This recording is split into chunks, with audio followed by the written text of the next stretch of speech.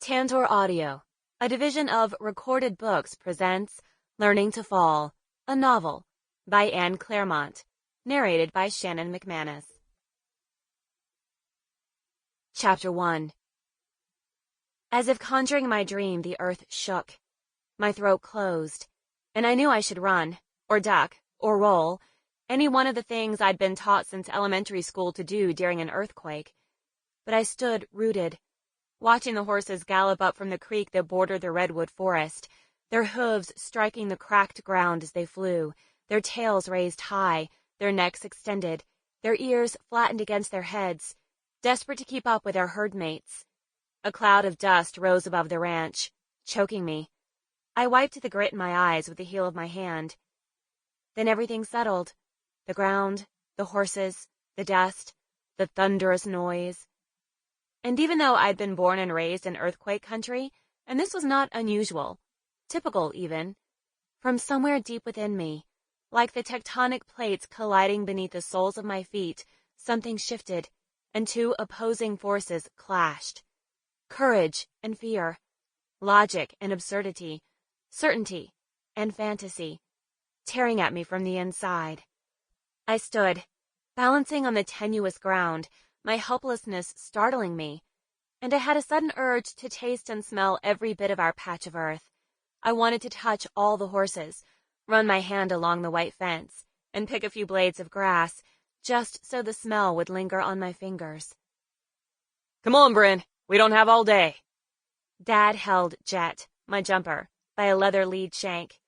Pulling a cloth out, the one that always stayed tucked into the waist of his worn jeans, he wiped Jett's face, muttering under his breath, probably cussing out Derek, our groom and my longtime best friend, for missing a spot. I hurried over, my hand trembling as if the earth still shook. Did you feel it? Feel what? My pulse pounded in my ears. The earthquake. Must have been a small one. Dad stood back, narrowing his eyes as he assessed Jett, then wiped a speck of dust off of Jett's chest. The restless herd snorted, their nostrils flaring, their hooves pawing at the dry ground, circling at the gate like they always do when they want to come in. They must have. They galloped all the way up from the valley. Dad glanced at the horses. Nothing we can do about it now. He wiped at the sweat trickling down the back of his neck into the crease of his dusty collar. Gimme fog over this damned heat any day. I scanned the barn and house to make sure everything stood as it should. Should we worry about a larger one? Nah, it was probably nothing. Let's just get them loaded. I hesitated, but grabbed Jett's lead shank. The task of trailering horses made my stomach clench. It was my least favorite thing in the world. Large horses weren't meant to go into small boxes. But we'd owned Jett since he was a foal in utero, and he would be fine. He was always fine. I led Jett up the rubber-matted ramp into the 3-horse slant-load trailer. One of 4 more shows this season, Dad said. Yeah, I said. We were heading to one of the biggest competitions on the West Coast, the Queen Elizabeth II Cup at Spruce Meadows in Calgary. Dad stood behind me, ignoring the long whip that leaned against the trailer. Jett, having ridden in trailers hundreds of times, mostly traveling to shows for competitions, knew we were headed off to another. His tail up, nickering, excited to be loaded, as if to tell me his fearless spirit thirsted for victory. Victory by heart, I said Jett's show name aloud, rubbing the white star on his forehead with my thumb, white hairs mixed with black. Jett sighed against my cheek. Dad stood at the bottom of the ramp. You're not breaking your word on me now, are you? You're going to all of them. It was more of a statement than a question. I said I would. I closed my eyes, praying Dad couldn't read my thoughts. I'd done the unforgivable, chosen vet school over following in Dad's footsteps of becoming a hunter-jumper trainer. But I was still expected to do everything as if I wasn't 23, a grown woman going into my 4th year of vet school, my last and toughest year. And even though I'd spent every day this summer on the ranch, riding horses, teaching lessons, grooming horses, mucking stalls, all to help Dad, it didn't make a difference. It still wasn't enough. It was never enough. I laid my forehead against Jett's.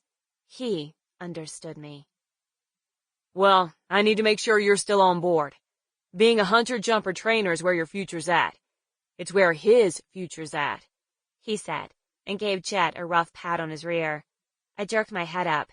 God, Dad, we've gone over this a million times. Being a vet is where my future's at. "We can talk about it later, once we've hit the road." Dad turned from me, the conversation over. I had a sudden urge to yell after him, but I clipped the trailer tie to Jett's halter, adjusted the hay net, then flipped the latch to the stall divider in frustration. Whatever Dad had to say wouldn't make a difference. I would have loved to be a trainer like him, but I didn't have what it took, and school was a much safer bet as far as careers went. I was tired of my dad's constant financial struggles, and tired of the idea of being chained to them. Our ranch, Redwood Grove Stables, extended over 30 acres of beautiful hills and valleys, down toward a large redwood forest and open space beyond. Situated in Nicasio Valley, it was about 45 minutes north of San Francisco and a short drive from the coast. Well, short if I drove. I always sped along the back roads, loving the exhilaration as my little hatchback hugged the curves, taking her to her limits. Mom would have had a heart attack if she knew I rounded some of those corners at close to 60 miles per hour. Dad? He taught me how to drive like hell on wheels. I glanced toward our home and wondered whether Mom would come say goodbye. She'd taken on a third part-time job at a retirement community in Santa Rosa, working the night shift. She had a couple more hours before her shift at the village, a home for the mentally disabled. She also wrote for the local newspaper, a job closer to her real passion, writing a novel, the one she'd been fiddling with for years. But we still had to load the other 2 horses. "Derek, do you have Sarah?" I called, but Derek was nowhere to be seen. Derek? He should have been here by now. I walked toward the barn. Just then, Derek came around the corner, his black curls barely visible above Seraphim's withers. As they neared, Seraphim held her head high, looking around, the soft skin above her eyes pinched in worry. She flung her head up and down, but Derek kept a tight hold on her lead. I could see why Dad had purchased her on his last buying trip to Europe. He'd bought her for Corinne, our best client, as an investment. Corinne owned 4 of the 12 horses we had in training. At 7 years old, Seraphim was not only stunning, but proving herself to be a contender for future Grand Prix competitions. Her liver chestnut coat gleamed in the morning sun like polished bronze. Her short mane, short and glossy, fell to the right as if styled. Her sleek muscles rippled over her shoulders and hind quarters as she strutted toward us, lifting each front leg high, painstakingly, like an American saddlebred. I had to stifle a laugh. She doesn't like those, does she? I nodded at the large pillow wraps. "God almighty." Derek shook his head. "Did you feel that earthquake? Man, that's all I needed while trying to get this one out of her stall. She might have talent, but she's got something loose up there." His eyebrows arched over his sunglasses as he circled his finger at the side of his head and mouthed, "Loco." Dad joined us, checking his watch. "Come on, you two. Let's get the show on the road. We were supposed to be out of here an hour ago." I lifted an eyebrow at Derek, and he hid a smile. According to Dad, we were always slacking. 45 minutes later, Derek, hair pasted to his forehead, grabbed the bucket of grain again, shaking it in front of Seraphim as he walked, clucking and urging her forward while I waved the long whip behind her. We still hadn't been able to load her. "The hauler who dropped her off last month said she was a bitch to load," Derek said through clenched teeth. "You actually fell for that? You can't listen to Freddie." Dad said. "He said that about every horse he's dropped off over the last 15 years. This one's crazy. That one's wild. Let's just give it another go." I cracked the whip harder than I meant, the sound splitting the air around us like a thunderclap. Seraphim exploded up the ramp. Dad jumped to grab the stall divider, leaning his body weight against her rear. It only took a moment of Seraphim's hesitation for Dad to latch the stall divider in place. "There you are, mare. There you are." Dad talked more kindly to horses than he ever did to people. I exhaled. Seraphim stomped and then calmed, staring out the window between nervous grabs of hay. "What a freaking DQ." Derek blew air on the rope burns on his hands. Dressage queen. Even dressage riders frequently called themselves that. Dad took off his hat and fanned himself with it. High maintenance, like her owner. But with a year of decent training, she should be worth 4 times what Corinne paid. A steal at 50 grand if you ask me. He chuckled. Should be a hell of a ride at Spruce, too. Of course he'd love the challenge of showing her. He lived for this. While Derek went to get Cervantes, the last of the 3 horses, I pulled my ponytail tighter, then took a long drink of water from the hose. I leaned forward, letting water pour over the top of my hair and the back of my neck. I turned the hose off and leaned against the outside of the cedar barn, giving our trailer a once-over. It had seen better days, with spiderwebs of scratches and dents marring the aluminum exterior. It would be dwarfed at Spruce Meadows by the ones other trainers had, but I was used to that. As a slant load, each horse was loaded on a 45-degree angle, one after the next. Dad said horses rode better that way.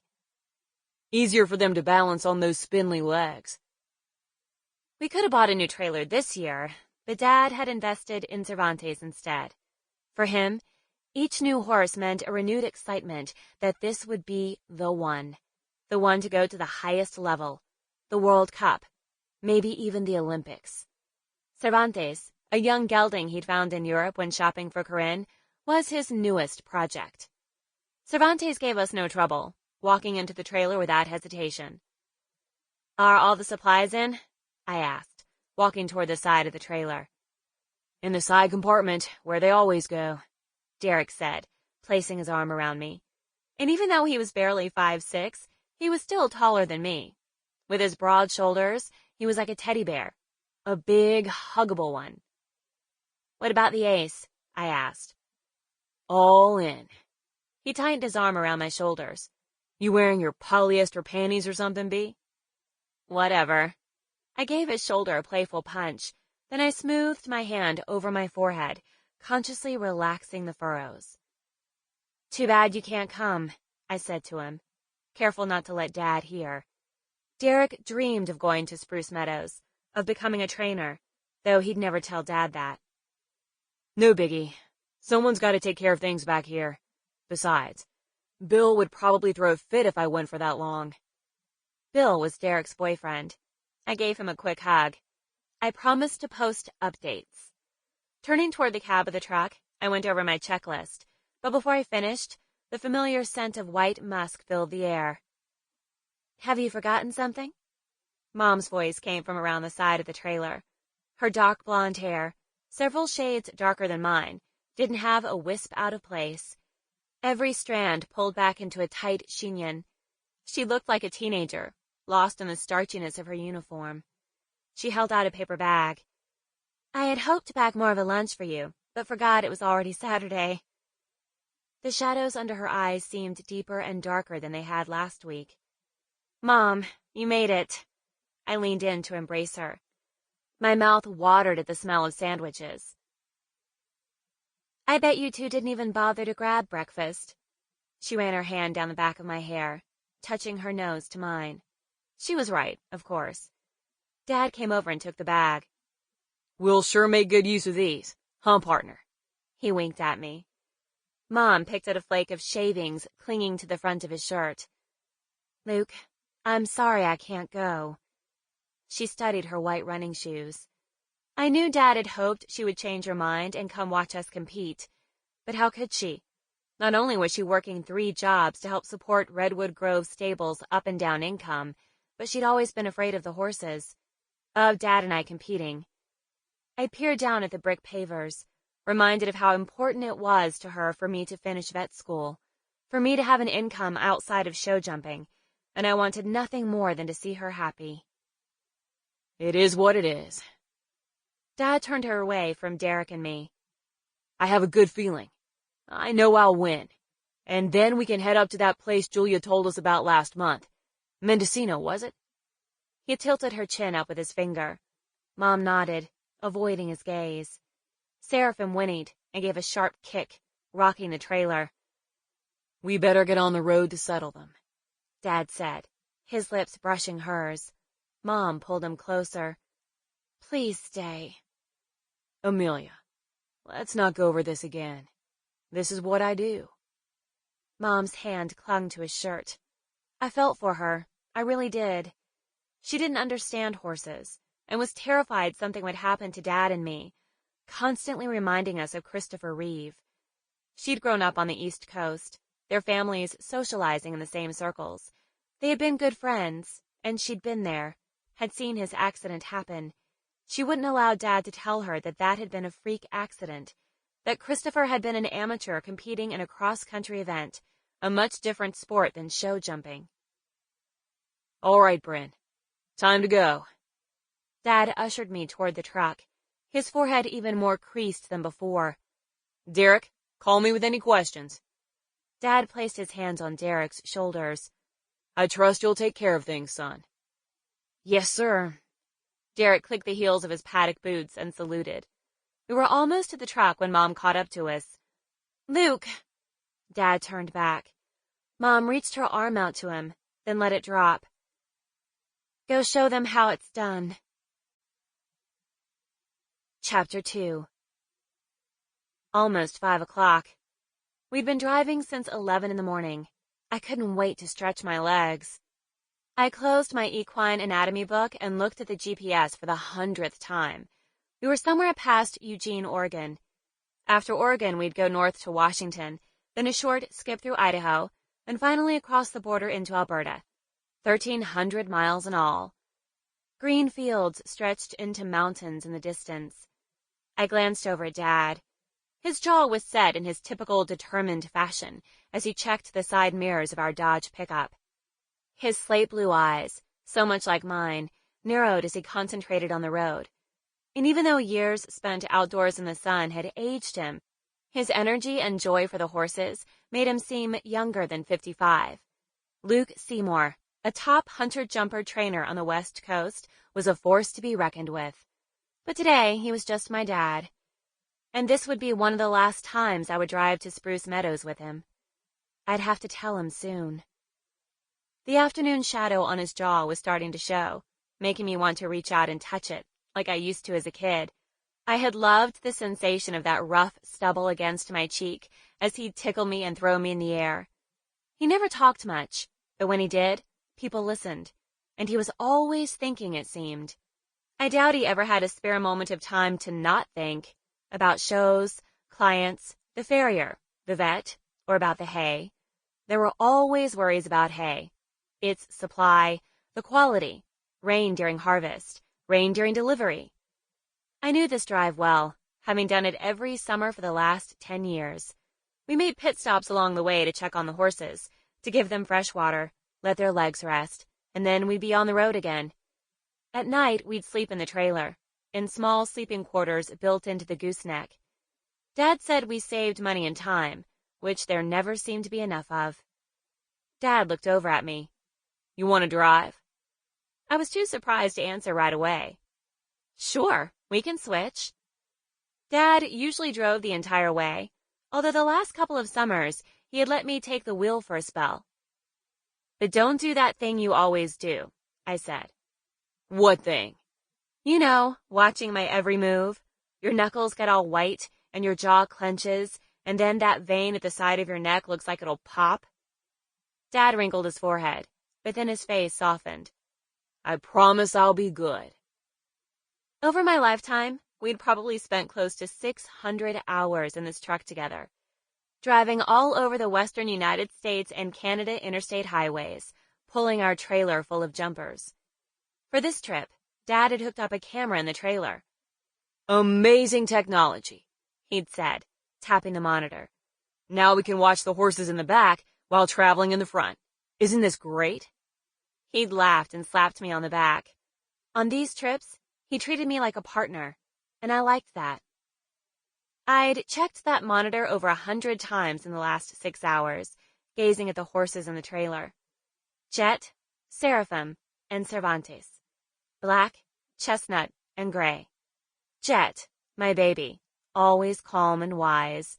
Seraphim, the anxiety freak, who should really be on the equine equivalent of Ritalin.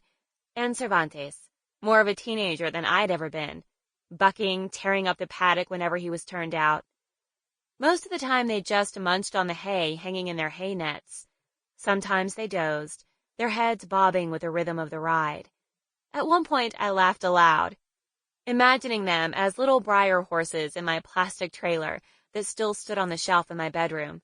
As a child, I'd zoomed that plastic truck and trailer around the house with those horses in the back. A familiar scene playing itself out again, one I had done hundreds of times in my imaginary world. The sun started to set, reflecting from the side mirror straight into my eyes. I pulled my sunglasses down. If I haven't told you, I'm glad you're coming. Dad straightened his back as he leaned toward the steering wheel, his hands gripping it with pure excitement. This is it, Brynn. Cervantes, he's it. He's the horse of my dreams, and I want you to be there, to see us jump. It'll be something, all right. I can't believe he was passed up by all those trainers in Europe. He chuckled. I tell you, those Belgians don't know a good horse if it was to kick them in the teeth. You watch. With a more forward seat and a lighter hand, he'll jump 1.60 m, just like he was born to. Yes, but would he do it in a stadium in front of 60,000 spectators?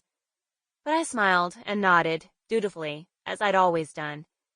Dad counted on that first-place prize, his share amounting to nearly 70,000. If Dad did well at this show, the winnings would pay for Cervantes, his shipping from Europe, and most importantly, he'd attract more clients for our training program. Those had been slower to come than he'd hoped. Are you excited? Dad asked. That's a rhetorical question. I gazed out at the panoramic view, much greener here at this time of year than back home, the fields subdivided into neat rectangular and square shapes. But, Dad pressed, how was I supposed to explain that I didn't think I'd ever be good enough? And not only that, just like the breeding of a horse limits him, my petite frame would always limit me. At 5'4.5", and at just over 100 pounds, I wasn't strong enough to control Jett, who usually pulled me through the jumps. And there was Mom's fear of me falling, getting hurt, like Christopher Reeve.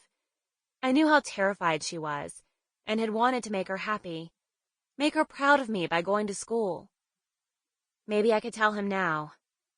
I glanced over at Dad, but he looked lost in thought again. Dad ran his hand through his hair, dislodging a piece of hay that flitted to his shoulder. It reminded me how much I longed for thick hair like his. I placed my hand up to the back of my head and touched my ponytail, pinned straight, hanging halfway down my back. Together, our heads were like the ebony and ivory of a chessboard. I thought you'd be more excited. This is the Queen Elizabeth Cup. He drummed his fingers on the steering wheel. I know. You'll be jumping in the lower classes, so it's not that big a deal. But it's what you both need. Practice for the Gold Cup. The Gold Cup. Grand prize, $1 million. The winner took home a third of the pot, with the rest split among the rest of the top 12 riders. I hadn't a chance in the world to qualify for it, never mind win. It was the highest level of competition on the West Coast. The Gold Cup was Dad's dream, and if that wasn't enough, Dad dreamed of both of us competing at the Olympics. He dreamed of us on the same team, father and daughter, riding for the gold. Show jumping was one of the only two events in the Olympics in which men and women competed directly against each other. We'd talked about it ever since I could walk. But it was just a silly little dream. Not that I would ever say that in front of Dad. He seriously believed we'd be like the famous Canadian Ian Millar and his kids, or the Belgian Ludo Philipperts, who rode with his sons.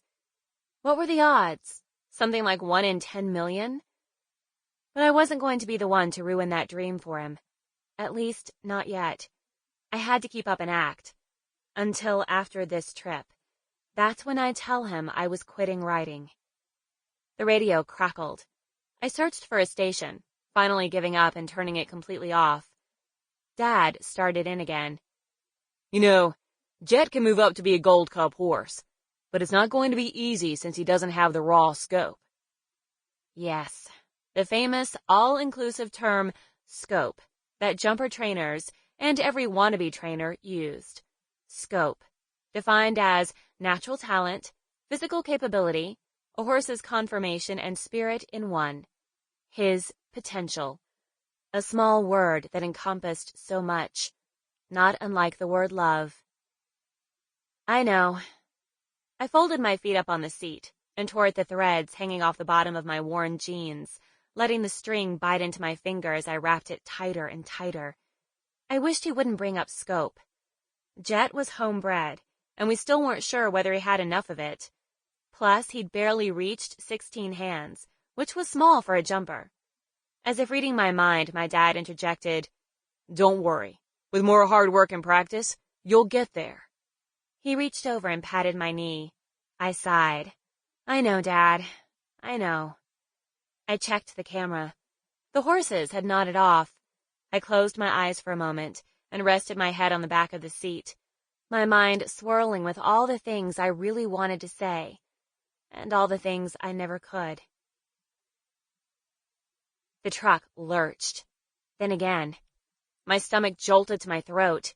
We heard a loud bang, and the truck swerved. What was that? I bolted upright, peering over at Dad in the dim light. He surveyed the traffic through his side mirrors. A car passed, then slowed and honked. The driver yelled, waving his arm about. I couldn't make out what he was saying. I looked back to the video monitor.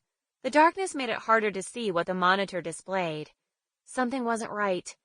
I saw Seraphim shake her head, wrestling it up. Was she irritated at the lead rope attached to her halter? She started kicking, her body jerking left and right, up and down.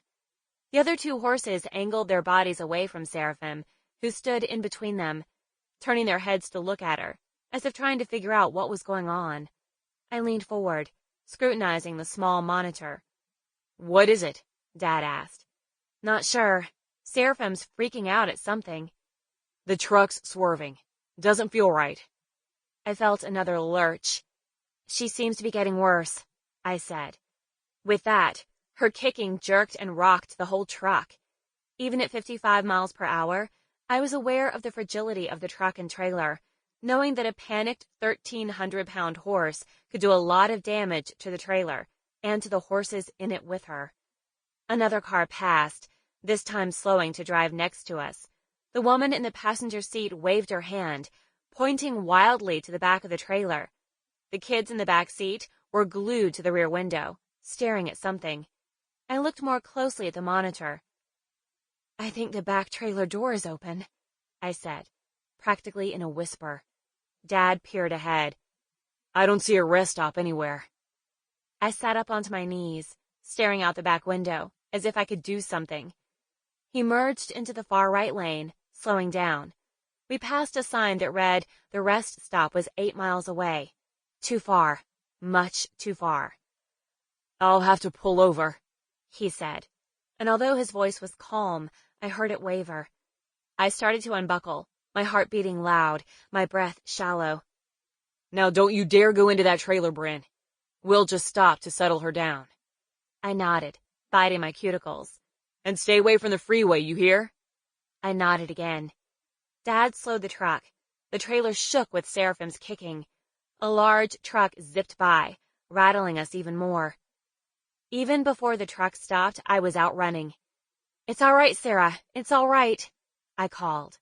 I ran around the trailer to the back, and even before I got there, I saw the dented ramp, off the hinges, the trailer door unlatched, swinging in the gusts created by the passing trucks. Dad joined me, grabbing the ramp, eyeing the door, trying desperately to shut it. He eyed the broken latch. "How the hell did this happen?" A large truck's horn blared as it passed, making me jump. I felt lightheaded. I hadn't double-checked the latch. I was supposed to have double-checked the latch. I had been distracted by my own thoughts. Seraphim kicked even harder. "We have to calm her." Dad ran along the freeway to the trailer window. "Stay to the side." I ran after him. Cars and trucks whizzed by less than 5 feet from us. Dad climbed on top of the wheel to reach the alum window gate. Seraphim flung her head every which way, kicking and rearing. A chunk of green froth from her mouth fell on my arm. "Can we get her out?" I asked. "Not possible. Where would we put Cervantes?" "I could hold him while you unload her." Dad shook his head. She's too far gone. Sample complete. Ready to continue?